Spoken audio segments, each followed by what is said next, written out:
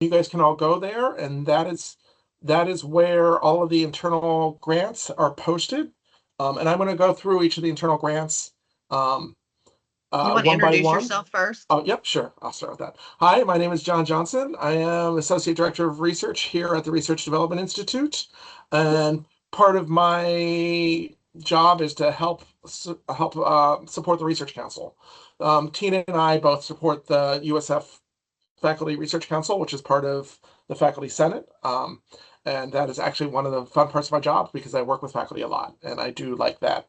Um, so yeah, happy Friday and welcome to our first workshop on internal grants. So this is kind of a launch workshop so we can talk about the different internal grants. I will be stopping at the end of each internal grant. I'll probably spend about 5 minutes on each one going over it, and then we'll pause so that anybody who has questions about each grant can ask, and we can talk a little bit. And that should give us enough time to get through all of them in less than an hour. All right, so first, again, I dropped into chat. If you go to usf.infoready4.com, that will take you to the USF InfoReady site, which should look like what I have on my screen and I'm sharing with you. You can go ahead and log into it as well, and it's single sign-on, so it should automatically log in for you. This is the basic home screen. To go to internal grants, you just click on this little box, the menu box in the corner, and go to internal awards. And this is all of the current internal awards up in the system right now, which includes all of the internal awards from the Research Council. What I like to do when doing anything in this system is I like to sort them by date. So you see this little arrow here. If you click on that, it will put them in order by the newest to the things furthest out as far as due dates. And that just makes it easy to read through what you're looking at. We also have limited submissions in this system, which is a separate menu item. So this is just a helpful way to sort stuff as you're looking for it and you're looking for when things are due. All right, so the first of the internal grants from the Research Council that is due is the conference planning grant. So you can go here and you can click on it. And right now in this one, I haven't logged in yet because I have a different view as login than most users do. So without logging in, my view and your view should be the same. So if you go to the conference planning grants, it'll be here. Here's some basic details about when it's due. Here's more details of the cycle, the stuff. The most important thing about this is here are the full guidelines. For any time you are applying to any funding opportunity, it's always best to look at the full guidelines. You'll see here, if you go down, we have a brief description of this, which covers a lot of that. And at the bottom is an apply button. So if you want to apply to a funding opportunity, you just click the apply button and that will take you in. I will show you that in a minute, a little bit about what that looks like. But first, we're going to go to the guidelines. So if you click and download the guidelines, then you will get something like this, which is just a PDF that has all of the guidelines for the conference. It's only, what, 2 pages? So pretty easy to read. Things that you always want to pay attention to are the eligibility criteria, which is basically, are you a faculty member not on a terminal contract, tenure earning, or regularly renewable position. And other things to note, you can only apply for one of these in a year. And then if you look down here, here's our evaluation criteria. So you'll want to read through all of the evaluation criteria as you're responding to this opportunity. It's important for any grant that you look at what you're going to be evaluated on to make sure you're addressing those things, because I basically turned like each of these items into a scoring metric for the evaluation. So they're going to be looking to see if you've addressed each of these areas. So you just want to make sure that you've clearly addressed them. If you go back to here and you click the apply, it will take you to the actual application. I'm going to move over to this one. Sorry, this is my view. So internal awards, 6.5, conference planning grant. And my view is a little different right here, but I can get to what you will see. It just takes me an couple extra clicks. Requirements. And preview. So this is what you should see when you hit the apply button, which are first name, last name. You put in your title of your application, your requested amount, department, college, co-PIs. There is a letter if you're a non-tenure track faculty, which is explained in the guidelines, what when you would need the letter and what needs to be in the letter. We kind of give you the instructions here as well.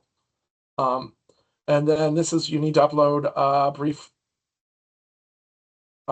brief description of your conference here. And then on the next page, here's where you upload the file. And the file, again, in your guidelines, it tells you exactly what you need. And that's where you need to make sure you're hitting all of the review criteria that we talk about in the guidelines.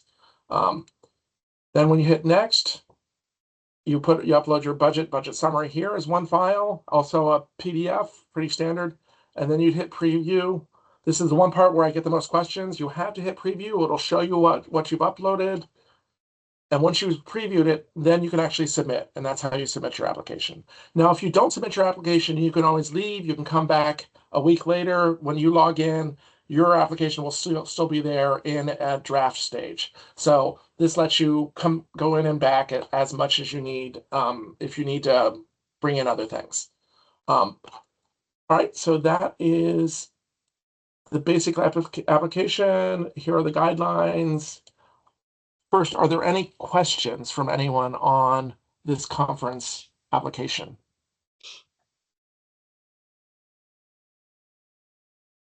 How competitive is it?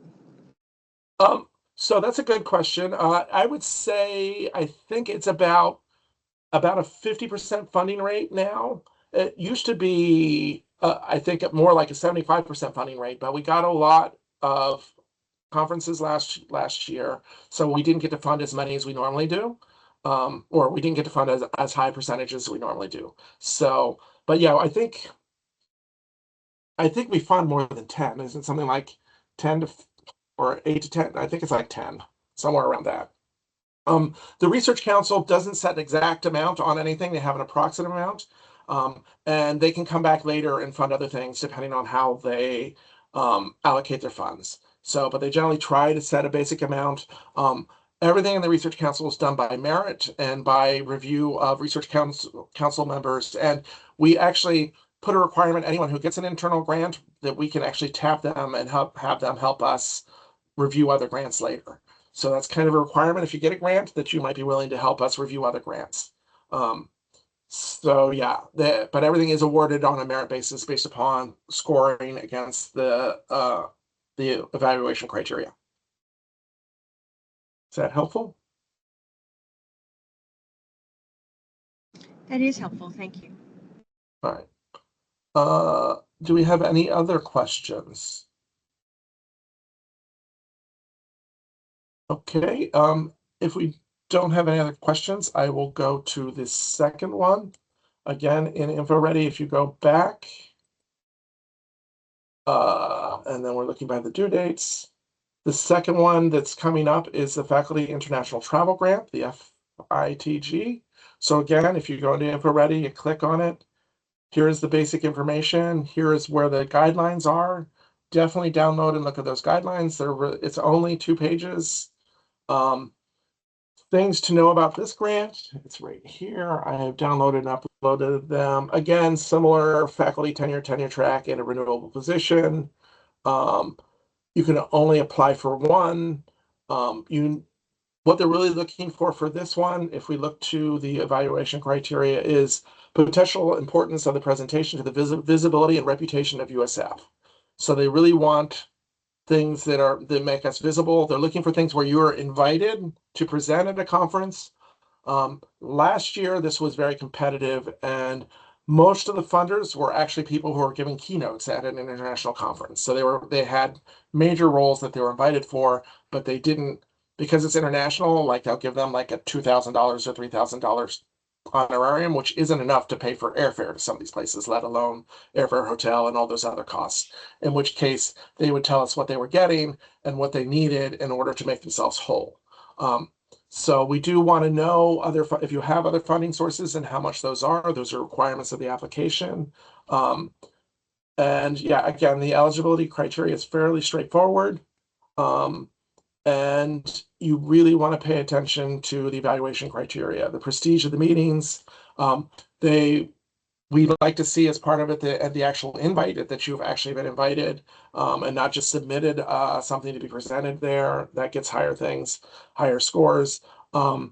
They don't it looks like we don't really fund after the fact at this point. So they're really looking for things that are coming up. The Research Council used to do this twice a year. Right now, they're only doing it once a year, but they're contemplating whether they should be doing this again or not. So that is unclear. We'll see how many applications we get, and then we'll see how else they are spending the money. Is there anything? Okay, so again, so here's all the criteria.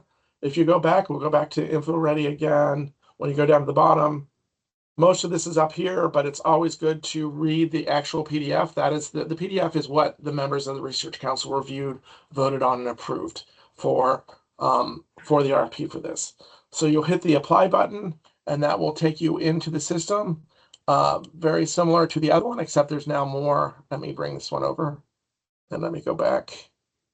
Home, internal awards. You'll see I do this internal awards. I search by due date, faculty international travel grant. There's this. Oh, look, it's logged me out. So I have to log in.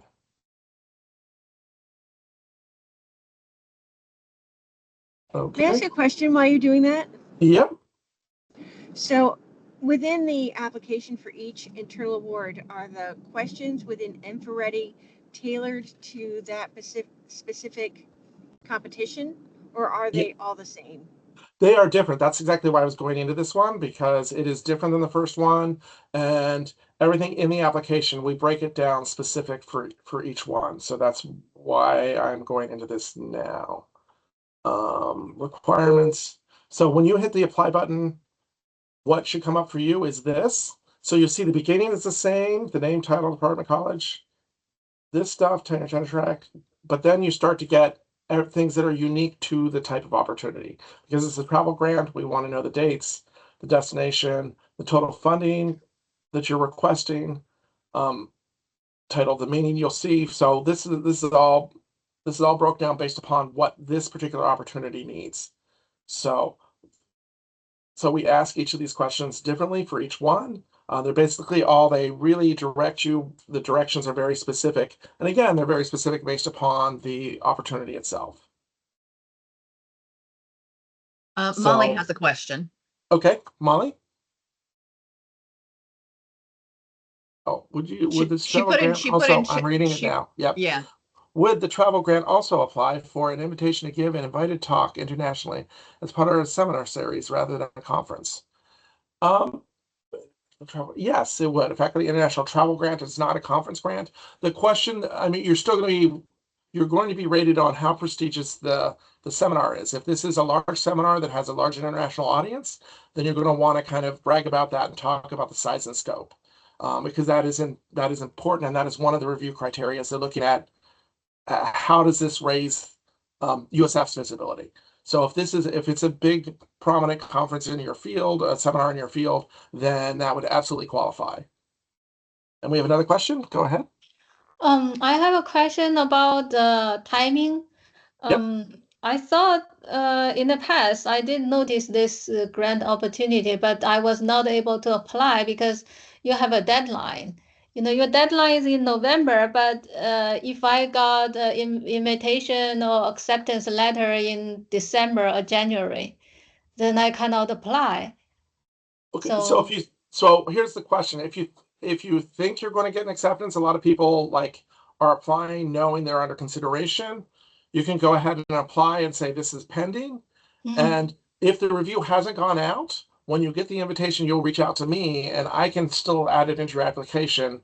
If the reviews aren't out or if they're not completed yet, then we can still I can make changes to the application as needed.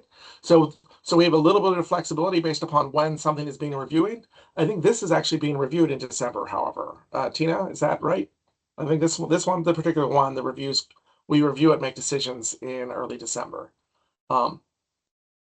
So it depends on when you get that notice. So there's a little flexibility after the deadline where you can apply and I can add things to the application if they were timely. Like if you sort of have, if you got a feeler from someone, but they haven't given you a formal invite, but they're giving you something informal, then you can put that there and then hopefully you'll get the formal invite before it actually goes out for review. So it might give Does you an that extra mean week that or two. does it mean that the Research Council could award something contingent on being accepted? They actually do, and there are provisions in the guidelines for that. So if you've submitted an abstract and you're waiting for it to be accepted, there are provisions in the guideline that allow for that. So, And the review for that is December 1st. okay, so basically, and our initial deadline was when on this one? We can look and see. The deadline is November 13th. Right. So if the week after that, or it'll go out for a review probably the week after that. So if you got something a week later, if you know something's coming, you can always reach out to me and I can add it so the reviewers can see the updates. But we just need to have the pending or whatever's there, depending on where you are in the process. We try and be as flexible as we can be within the allowable timeframes. But in general, we set the deadlines close to when we're trying to do the reviews to give people as much time to apply as possible. So, but there's still a little bit of flexibility there. So is it possible to make like the review like ongoing, change to ongoing like a process? You can always, whenever you get the chance, like get the invitation or acceptance, I can always apply beforehand. Because I So think a deadline, it's even if you have flexibility, but still, if your review happens in December and I got acceptance or invitation in January or February, still I lose the opportunity. So is it possible to change to like an ongoing rolling basis? the issue is that these are all awarded on a merit basis, so you're compared to other things. So they need to figure out, and we get a lot of them. So if we did it on a rolling basis, all the money would be gone the first day because that's when all these applications come in. There is limited funds and we have more applications than we have funds for. So we have to do it on a merit-based basis, which means we have to have some deadlines, some comparisons. Now, the Research Council again we talked about it at the last meeting. This is one where they might consider doing it twice a year so that there's at least more than one opportunity, because the once a year means some people are genuinely, there's just no way they can apply for this particular opportunity depending on when some conferences are. So it would be nice if it were twice a year.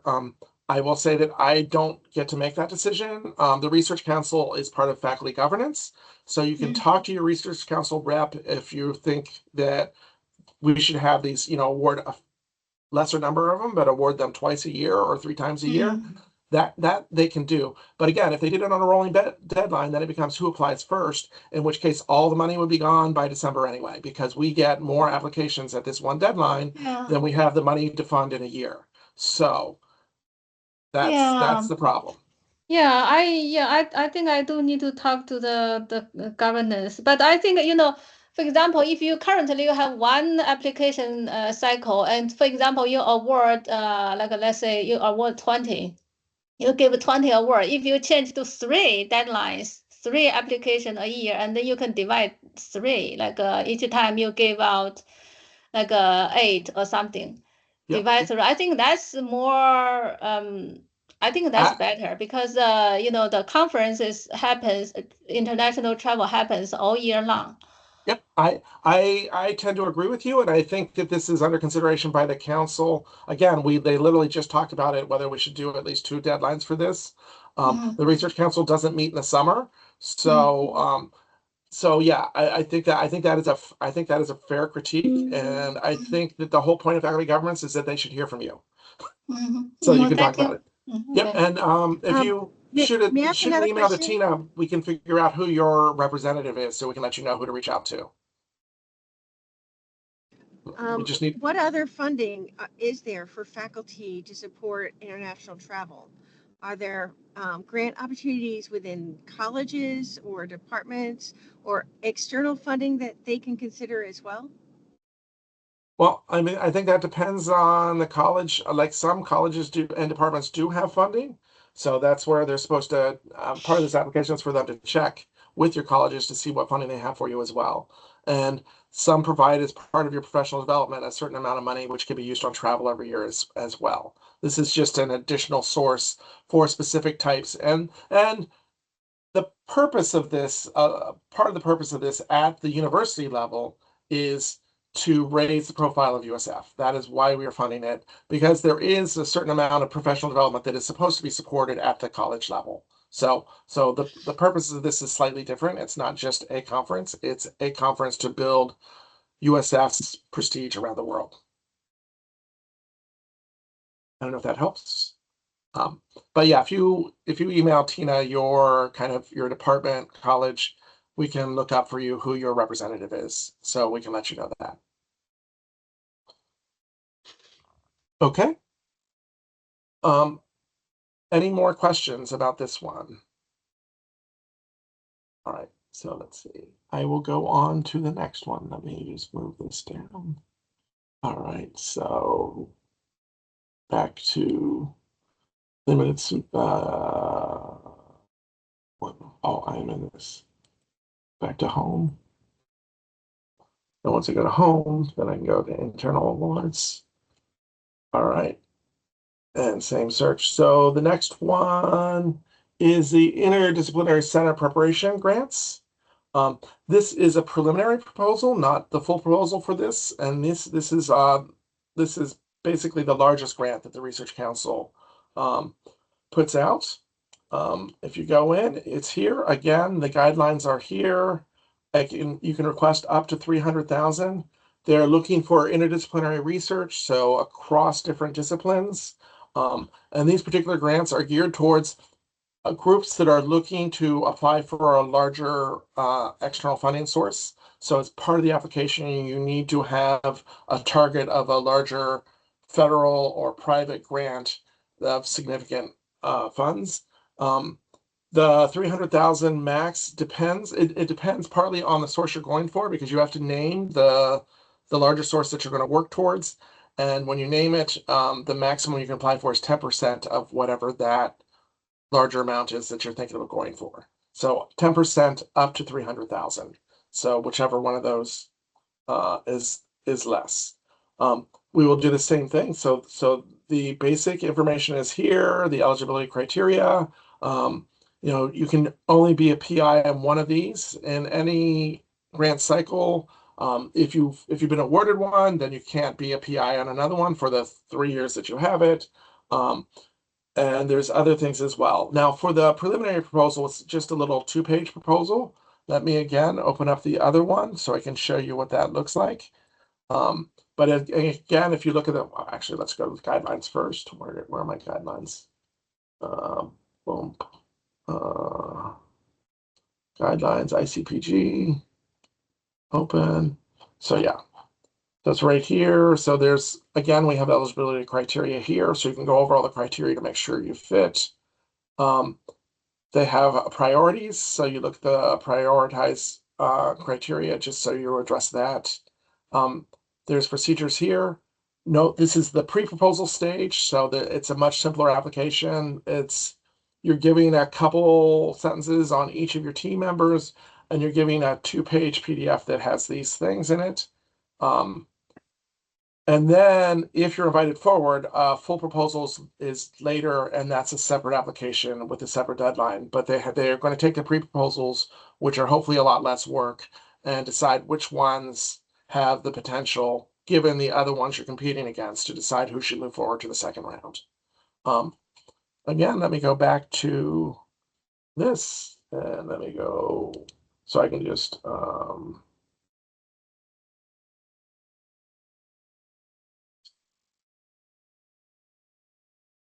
okay, so interdisciplinary center grants, this is the one to 12.4.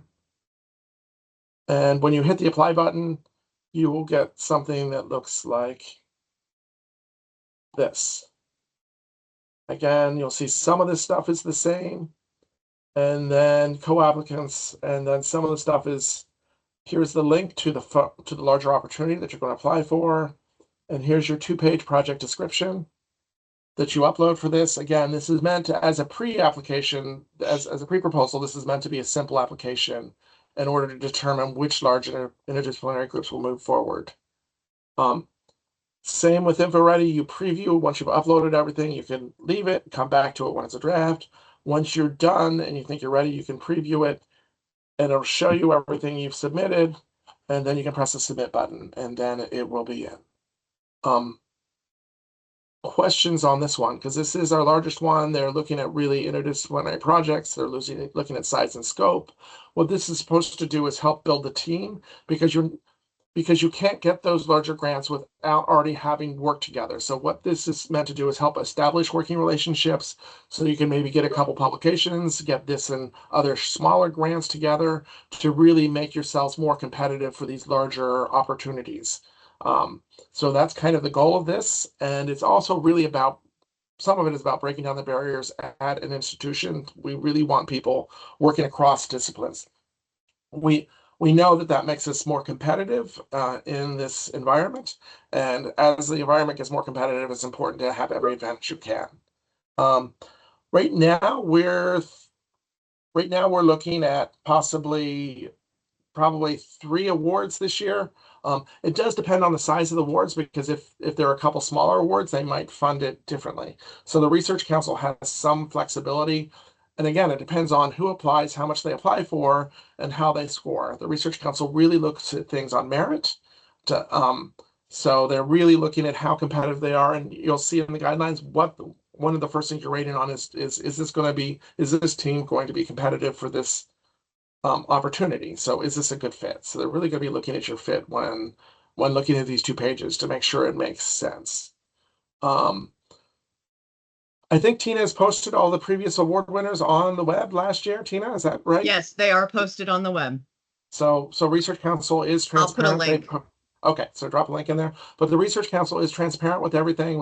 They post all their minutes, everyone they fund, everything is up so that everybody can see it. And we've, as part of shared governance, they are a believer in transparency. So they do try and share as much as they can. Are there other questions about this one?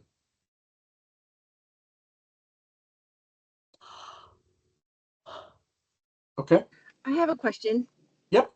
So because there are center proposals, is it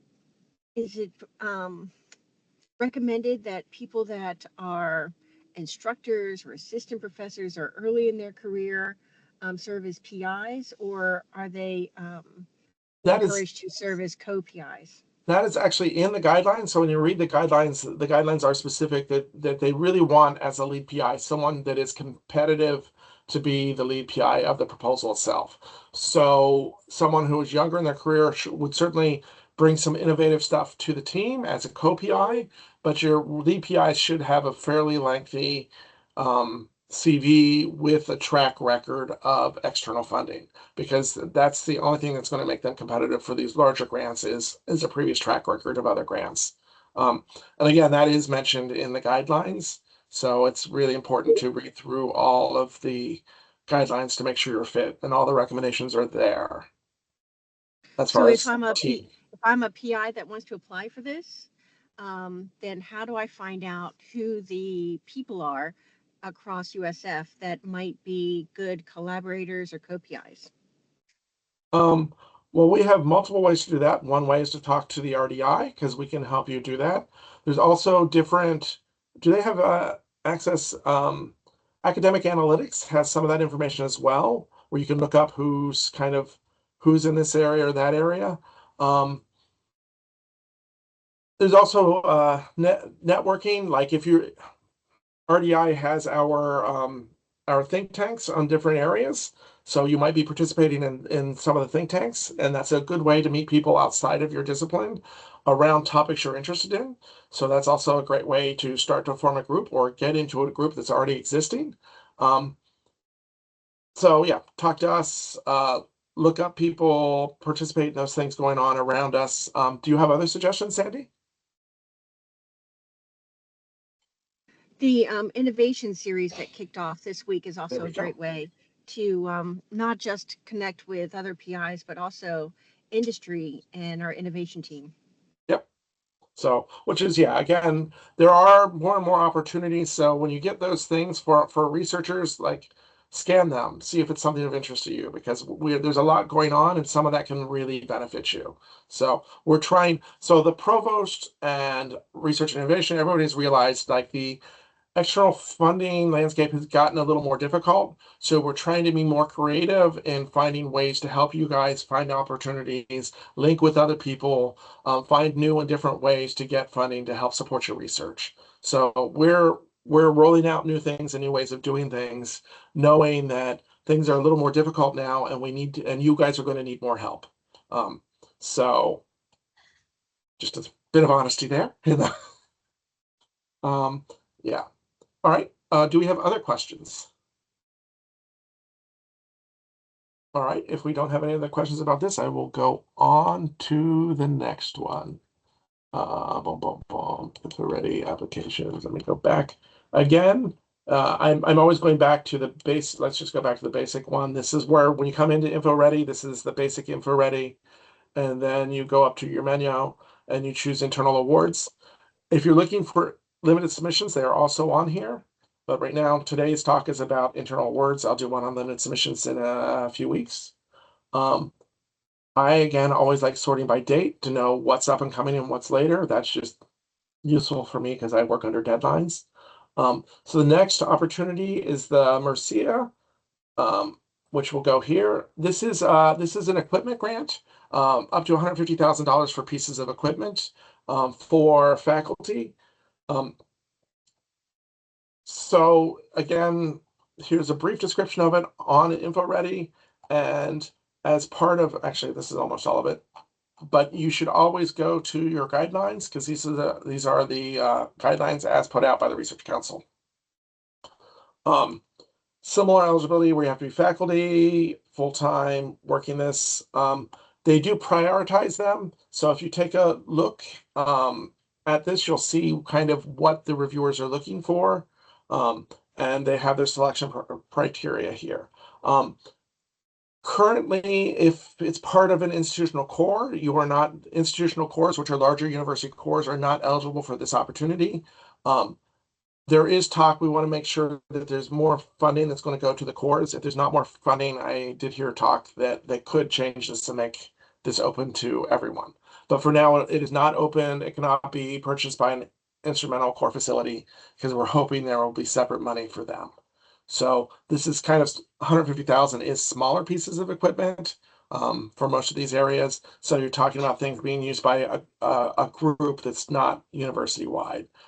So they really want to see who's going to use it, looking at the track record for those users and how competitive they will be for funding. While this is not an institutional core, we still want to see that there are multiple users of this and what they're using it for and what that will lead to as far as research and external funding. I will again go to the other one to show you what the application looks like. Let me just jump out of this again.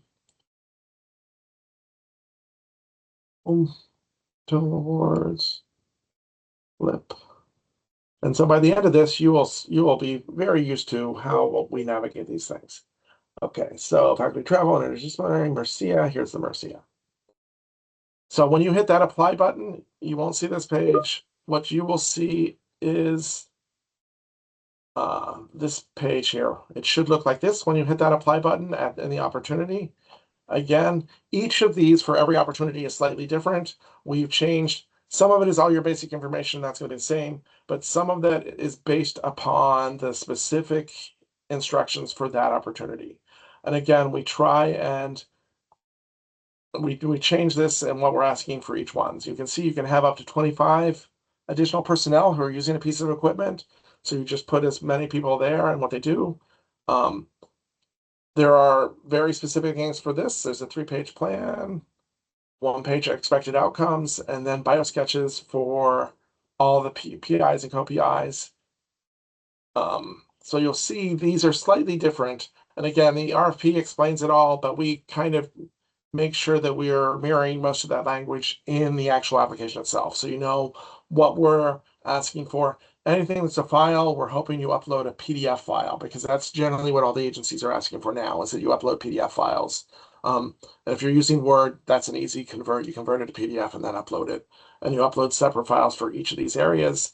And we tell you the length for a lot of them, what's allowable.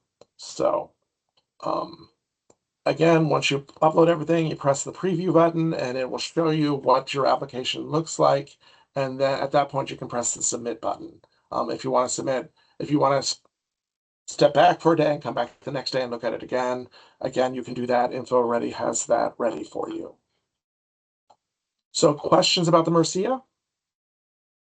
Yeah, and this is a equipment grant up to 150,000, hoping for multiple users, currently not open to core facilities themselves, to university core facilities. There are some colleges that have their own core facilities, and I believe that they would be, it's just university core facilities, because we're hoping that they will be funded from somewhere else. Okay, if there are no other questions about this, we will go on to the last couple. I think there's, let's see. So, it's already, let's go back. Internal awards. By date. So the internal awards, so once we get past the what am I doing? 10, 25, 11. Mercia. That's not ours. That's not ours. I will say while I'm here and looking through them, we're trying to post all internal awards, not just the research councils on this website. So you will see again, the publication council has their opportunity up here as well, which is up here. So that's there. It's a very similar. Go ahead and ask your question. I see the category includes internal award and USF Research Council award. So what's the difference? So USF Research Council award is not internal awards? It is an internal award. See, as you can see, they're all internal awards. We're just trying to show you who the funder is, just so you know, so it'll make it easier. Because occasionally, like some of the colleges will put up their own funding. And if a college is putting that up, then you'll want to look at the eligibility, because some colleges, only those from that college will be eligible. So if you see the flag here that it's from a college that's not yours, you're going to want to pay attention to whether you're eligible when you go into the opportunity. I will say that the regional campuses put up like the St. Pete regional campuses will probably put theirs up in 2 weeks, and those are open to everyone, but they are open. The St. Pete ones are, there's one that's partnerships across campuses. So someone from Tampa campus can be partnering with someone for the St. Pete campus, and they are eligible. They're also for partnerships in Pinellas County. So any faculty member across the U.S. who's working with any organization in Pinellas County would be open and eligible for that. But that would be listed as a St. Pete funded grant, and then you just want to look at the eligibility to make sure you're eligible for it. So yeah, so there will be different categories of them based upon who's funding them. And what we're just trying to do is let people know who's funding it, so that you can figure out, so that you have a heads up to look closer at the eligibility to make sure that you're eligible for that one. So yeah, and we're starting to use this flag more, just because we know that more and more people are going to be using it. So we're trying to be helpful there. Does that answer your question? I'm not sure I understand. So yeah, maybe so I know the USF Research Council award, that's like university level. Yes. So other internal can be college level or other campus. Yes, they can be different people. And so if you don't know who it is, you just want to pay more. But this one is actually open to everybody as well. They only do that one grant, so they didn't create anything for themselves. And they also, how they're going to be listing may change as of next semester. And then these are just research and innovation. So they are actually open to everyone as well. So anything there. We're just trying to, as we get more and more people on it, we want to start using this category more, so that if you see a specific, like College of Arts and Sciences or College of Education, that may be an indicator that if you're not in that college, read the eligibility in the very beginning to make sure you're eligible. That way you're not wasting your time. But what we would like to do is get all colleges and everyone putting all their internal grants here, so that everybody's going here to look for them, regardless of college and stuff. So this is something that will hopefully come into play more, but we are starting to list them just so that people recognize funding sources. I will also say, anytime you apply for any funding opportunity, it is really useful to understand where those funds are coming from, because that can tell you a little bit about the purpose of the funds, and just knowing where they're coming from, you can sometimes do some research and make yourself look better depending on who's funding the opportunity. So in the future, you are going to change the like the organizer or category change to like instead of internal only, you will show like a College of Arts or Science, Yeah, like a school exactly. public. So that okay, that will be that will be better. Thank you. Yeah, and that's why the University Research Council awards there, that's clearly for everyone. Like these two are really honors and awards, which is also open to everyone, but they are a separate department from the Research Council. So it's someone else who gets to make the final decisions. So depending on who's supporting it. So we want to, and ultimately we're also going to have stuff coming out from the foundation. It's going to be putting stuff on here, and the foundation stuff will list the USF Foundation separately. So that's coming because they've already sent us a couple things that we're getting ready to put up. But that category, that might be in limited submissions, but we want to use the category consistent across the platform. So that you're aware of who's kind of supporting it. Okay, thank you. All right. And again, yeah, there may be other things here beyond ours. And that's the hope is we're trying to make this a one-stop shop for you guys for a lot of stuff and make it easier for you to find some of these opportunities. Because some of them, like they came out once, and if you aren't paying attention to your email, you could miss them. So here's a place if you're coming back to check for something, you might stumble onto something else. Same way, while you're here, I would recommend you also just jump over to limited submissions and take a look at some of them, because there's different stuff here. Again, I would sort by date, and you can look at what's there, when it's due, and if any of these opportunities are of interest to you, because there's plenty of opportunities there. So let me jump back to, but I digress. All right, so that was Marcia. So the next one for us is the new researcher grant, which is due in January. Again, you come here, here's the opportunity, here's the guidelines themselves. The big thing is you have to be in the first 4 years of your career. There's a very specific cutoff, so read the guidelines to know exactly when it is, but it's within the first 4 years to apply for this. It's a $20,000 grant. This one is competitive, but I think this is one of the ones when the Research Council had a little money left over, they came back and awarded more. So how many did they finally award of the new researcher grants? 13? Did you put that one up there? Yeah. So they awarded 13 of them at $20,000 each. So this is one of the big ones as far as, given that it is $20,000. They awarded quite a few of them, but I think there were a lot of them as well. Yep, 49 of them, which is why they felt like there were a lot of really good ones. And so I think we originally awarded 10, and then they came back 2 months later and awarded 3 more because they just felt like there were a lot of good ones there. Just like every other RFP, you're going to look at the purpose. You're going to look at what it is. You're going to make sure you read the eligibility criteria to make sure you meet all those criteria. This one, there is specific information about when the 4 years is compared to when you submit your application. So you just want to make sure you fit into that as an actual new researcher. There are some little eligibility criteria. And again, as with all RFPs, when you see what they're evaluating on, make sure you're addressing that in your proposal. Go ahead. Yeah, I'm not a new researcher. I'm tenured and have been working here for many years. But I have never applied for this new researcher grant. And in the past, our field has federal funding, but our federal funding has been cut to zero. We have no federal funding anymore.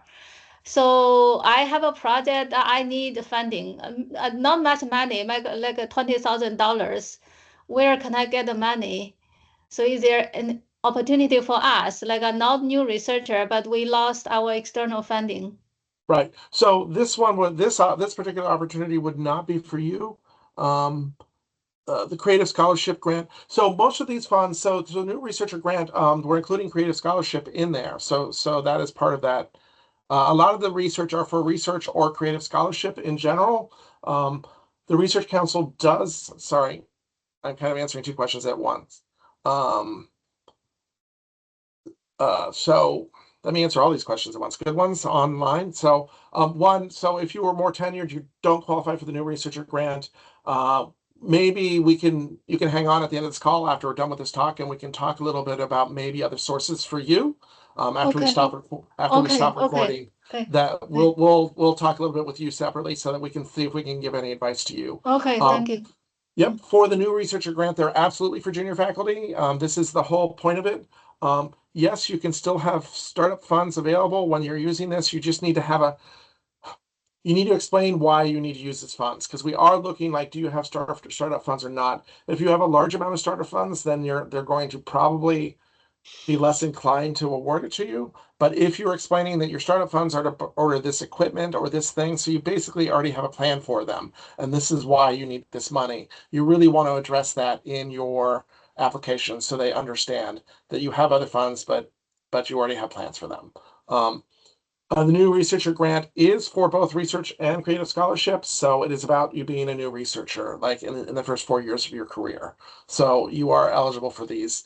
The Research Council for a lot of these grants they look at merits, that they look at scoring, but they also try and look at making sure they're not awarding all of their grants to the same college and department. They really want to make sure we have a diversified portfolio and that they're awarding them across the university.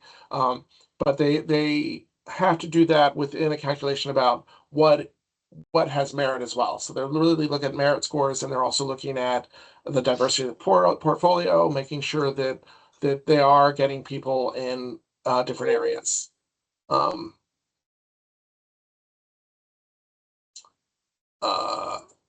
Any other? I see someone else typing, so I will wait to see what you're typing. About the 4-year eligibility criteria, I can't use last year. Nope. So it's when you got here to USF. So if you read in the guidelines, it's not about where you are in it's about when you got to USF and when your 4th year ends. So it seems like so that's different. So you should still be eligible because it's the 4th year at USF. Yes. And for your other one, you just because you have another grant for 60,000, you are still eligible. Again, your new researcher grant is about a specific project. So you need to be selling the project and why you need this money to do this project. If you have other funds to do other projects, as a researcher, you're really trying to build your track record. So you have to do more than one thing at once, and that's perfectly fine. And your other grant just shows that you are a strong researcher. So that just helps your CV. It does not hurt you in any way, shape, or form. Elizabeth has a question. Yep. Okay, go ahead, Elizabeth. Hi. Yeah, can you hear me okay? I can. Okay, great. No, my question is about the Creative Scholarship Grant. You had mentioned that the new researcher grant included that category, I suppose. But for those of us who are beyond our 4 years, the Creative Scholarship Grant really filled a need that none of the current grants do. They all have something specific. And the Creative Scholarship Grant was sort of, for various kinds of research needs that you might have, not necessarily interdisciplinary, for instance, or not conference-based, but other kinds of research. And without that, I feel that I have basically kind of lost my research funding. There's nothing that I can use to further my research agenda. So that's why I asked, is there any plan to bring the old CSG back, the one that was for those beyond 4 years? So I think the Research Council is open to suggestions. I think, again, everybody should find out who their representative is on the Research Council to talk to them. I think at the beginning, we talked with leadership about this. We know the whole structure has changed. The research funding structure has changed this year and really shaken up a lot of things. So John, Yep. there is a Research Council member on the call. Oh. Dr. Simmons just joined. Okay. Dr. Simmons, did you hear this last question? I saw a lot of questions in the chat, so if you want to tell me any that you need me to help field, I'm happy to go back and hit on them. Well, this is the best one because this is really about the question was there was a creative scholarship grant that was completely separate that isn't there any longer, and They feel like with all the other funding being gone, like this was the one place where they would be able to find funding to continue funding their thing. Am I getting that right? Am I paraphrasing, or Elizabeth? Can someone remind me what the CSG supported? It was a few years ago, so I don't remember the details. Elizabeth? The important thing about the CSG was that it was available to faculty regardless of what area they're from, and could support a new line of thinking. Say you're an associate professor and you're taking your research in a brand new direction, right? So it would be a creative outlet for you to get that preliminary funding to do a proof of concept to map to a next funding, external funding opportunity. So that's just one example, but there also used to be a more senior level funding opportunity. We have the new researcher, but we don't have any mid research faculty grant opportunities. And with the changing landscape, there's a lot of need for fully tenured faculty to have seed funding, but also questions around bridge funding. So what Yeah, so does the landscape look like? let me share with folks what the thinking around this is and what are the rationale that have guided which things the Research Council is offering right now. So first of all, the primary screening tool that's used in deciding whether something should be offered by the Research Council is whether it's the kind of thing that requires spanning multiple units. That's one of the key things, because the idea is if it's the sort of thing that's within one college or one unit, probably the support for it in most cases should live there. And the backdrop for that is that our budget is very, very small compared to the budget of any college. And so the question is, and also that budget comes entirely from research overheads. And so essentially the thinking was to focus on things that wouldn't naturally be supported by any unit or college because it spans multiple units. So the bulk of the funds from the Research Council go to things that fit that definition. And the second element is because it is funded by research overheads, the bulk of that funding is expected to go to things that will generate more research overheads, meaning seed activities that lead to new external funding. Now, there are things that don't fit into those categories because there was such a strong feeling that it was important for the university, for such as international travel grant, doesn't necessarily fit those criteria.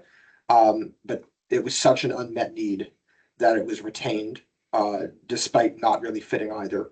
Potentially the same thing for the conference planning grant. And the new researcher grant was originally phased out because it didn't fit one of those. But again, it was identified as such a gap after it was phased out for a year that it was brought back when there was enough money. So that's the basic problem. Is last year the council had about $1.7 million. Sounds like a lot, but for a university with a $700 million research enterprise, it's tiny, and it's tiny compared to the budget the colleges have. And so for that reason, there has to be some serious strategic thought about which things the funding go to. I've also seen a few questions on here about whether people are eligible, say if they have startup funds or if they have an NIH grant. I'm sure you were told the answer is yes. Let me also just add the following thing. The Research Council does look very closely at whether there are other sources of funds that could be used for the activity. Because of the small budget, it wants to fund things that would not otherwise be funded. So for example, if you have startup and you write a new researcher grant, you will need to disclose that you have startup and explain why the existing startup will not cover that activity, right? Those are the kinds of things that are important for successful applications, is to show that those other funds would not cover that activity. So I hope that helps on those two items. For the Creative Scholarship Grant, the discussion would be, why is this something that should be at the Research Council and not internal college seed funding, which should exist? Now, it often doesn't. That's its own problem. But we have to find the solution that is sustainable and lets us have the highest impact. But I think, I'm sure folks would be happy to discuss that on the Research Council. When in doubt, I was actually punting to the representatives so that they could talk to them about any new ideas and things given the current funding. Yeah, for sure, reach because- out to your representatives. Because I think given the changing things, the Research Council is willing to be flexible, but they need to have a debate at that level. So we're literally asking people, we'll tell them who their representative is so they can bring ideas to the council. But you can also reach out directly to the council chair, which is Ganesh Halade. Yeah.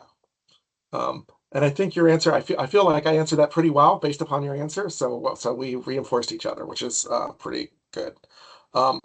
Other questions on this? We are up to the new researcher grant, and we only have the PEG left to go. I've gone over all the others and fielded questions. But David is here so if you guys have questions, because he sits on the Research Council. Before we move on, or we only have about 3 minutes left. I guess in the 3 minutes left, I will just mention the PEG. The last of the grants is the PEG grant, which is the Proposal Enhancement Grant, and it is really meant to fund if people got a competitive score but were not funded by an external funding source. The PEG is there to help them do that thing that they need to do. If you need to collect data, if you need to do something that requires additional resources in order to be more competitive, in order to resubmit that grant, that is the purpose of the PEG grant. Again, they're hoping for teams. When you do groups, you're more competitive as well. They want to actually see your what you got back from the agency to know that you were close, and they want an explanation of what do you need resources for in order to be more competitive? How is this going to help you get that funded proposal? So again, it could be for additional data collection, it could be for consultant, it could be for something that really adds to your proposal and will get you that extra 10 feet to get you over the finish line. It's really the purpose of the PEG grant. David, do you want to share any more insights as someone who's actually reviewed them? No, I think that's exactly right. The question is always going to be, is the money going to make something get funded that would not otherwise be funded, right? So you can kind of lose two ways. One is if you're nowhere near the line in your prior proposal and we're not convinced it'll make the difference. The other way is if you're near the line, but it's not at all clear how the money will get you over. For example, if it looks like all you have to do is improve the presentation and writing of the proposal, that is not a good case, right? The kind of thing that the PEG would support is if you have reviews that make clear you need additional preliminary data, for example, right? Where there's actually a justification for how that money would get you over the line. We're looking at what difference does the funding make, so that frankly, then we can go back to the administration and say, look, all this money the Research Council is helping direct actually is growing the research pot, so you should give us more. All of this is directed to ultimately convincing the administration that we need more money for these kinds of support activities, which means we have to show ROI. We have a question? Go Yes, ahead. we have a question. Yeah. So I read the instruction. This is for someone who submitted the proposal and then rejected and then enhance the proposal. But I'm working on a pre-proposal. This pre-proposal requires that we have already collected some data, preliminary data. So they do not accept a letter of intent if I do not have already collected some data. So, but I need to collect data to submit even a letter of intent. So in this case, it's also proposal enhancement, but it's not for a prior proposal. It's for a new proposal. Is that okay? No, this you absolutely have to have the reviews from your prior submission, and we need to know that you're close to the funding level at the agency that you're applying to. So that would not be a fit for this particular opportunity. Okay. Okay. And again, if you hang on after we're done with this, after we turn the report, we'll talk a little bit more to see if we can find other ways to help you, Okay. separate Yeah. from this meeting. Okay. But that was the last proposal. You've all now seen how we go into InfoReady to apply for each one. Again, pay particular attention to the written guidelines and what they're evaluating on, because that's really important. The Research Council spelled out what they're looking for. So it's important you go into the written guidelines and look at what they're looking for, because the evaluation is going to be based upon what they're looking for. So make sure you have looked at that when you're writing your response and when you're doing the applications. Again, the info-ready applications are easy. You can go in and out as you need to, save them, they save up, and then submit them when you're done. Remember, you always have to preview them before that you can submit them. And if there are other questions, you can always call me or email me. My cell phone and email address are actually on the InfoReady website, so that you can get me directly if you're trying to do something last minute. I know most of you never would be, but occasionally there's a person who submits something last minute that needs last minute help.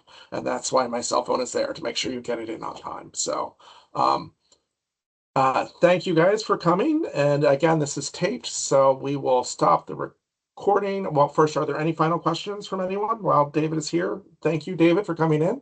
Thank you so much, Dr. Simmons. Yeah, and I'm happy to stay on a few more minutes if folks have other questions they want to direct towards the senator or the research council or anything like that. I can. Okay, I'm going to stop recording now so that you can address her questions.